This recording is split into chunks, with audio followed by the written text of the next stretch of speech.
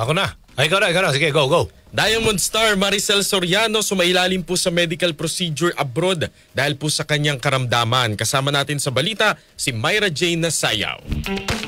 Kinumpirma ni Diamond star Maricel Soriano na siya ay sumailalim sa isang medical procedure abroad para sa kanyang spinal arthritis. Sa isang panayam, sinabi ng aktres na sumailalim siya sa discoplasty o pagsasaayos ng spine disc para mabawasan ang pressure dito na posibleng magdulot ng pagkapinsala ng spine nerves na magreresulta sa panghihina, pamamanhid o paralysis. Ayon kay Maricel, bagamat hindi naging madali ang procedure ay naging mabilisan niya ang kanyang recovery dahil sa medical technology ng Singapore kung saan ito isinagawa. Ikinatuwa rin nito ang agaran niyang paggaling dahil sumakto raw ito kung kailan kailangan niyang i-shoot ang bago niyang pelikulang Meet, Greet and Buy. Mensahe naman ng aktres sa mga nakakaranas ng kaparehong sakit, huwag baliwalain ang sinasabi ng inyong katawan at agad na magpakonsulta sa mga eksperto. Nitong April nang sumailalim din ang batikang aktres sa physical therapy matapos na mahirapan sa paglalakad dahil sa kanyang karamdaman. At yan ang aking showbiz chika ngayong Miyerkules ng umaga. Ako si Myra Jane Nasayaw, Tatak Armen.